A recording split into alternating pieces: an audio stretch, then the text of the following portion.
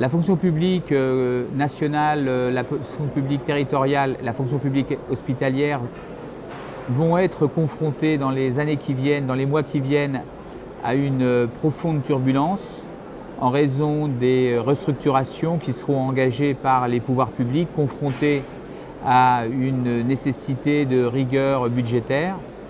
C'est un véritable séisme auquel il faut s'attendre. Tout l'enjeu donc de cette création des CHSCT de droit public est de savoir si les personnels vont pouvoir, à travers ces CHSCT, s'approprier ces débats, mener une action, je dirais, efficace, efficiente, pour pouvoir, autant que faire se peut, retranscrire les débats, mettre en question, je dirais, les situations professionnelles délicates, faire entendre la question du travail au plus près, donc, je dirais, des décideurs.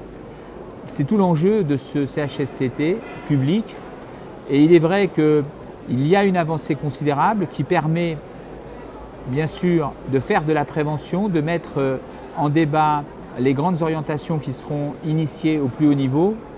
Ceci dit, le CHSCT tel qu'il est prévu dans sa forme aujourd'hui reste aussi une instance appauvrie par rapport à celle qu'il y a dans le privé.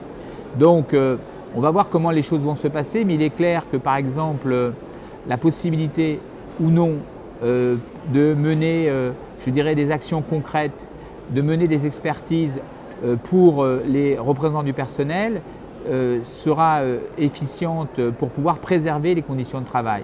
Donc on ne sait pas trop comment les choses vont aller, vont tourner. On a une avancée, on a des restrictions. Par exemple, le CHSCT n'a aucune personnalité morale. Le CHSCT ne peut pas saisir l'inspection du travail. Le CHSCT doit solliciter une expertise auprès de sa direction, mais elle n'est pas de droit. On a un certain nombre de limites. Ceci dit, cette avancée vers l'information-communication peut être utile. Encore faut-il que les membres représentant les salariés puissent s'investir massivement, être formés, être en possession de moyens pour faire leur travail. S'il n'y a pas cette régulation, on peut considérer que les grandes transformations à venir vont être extrêmement néfastes pour les conditions de travail des agents de la fonction publique.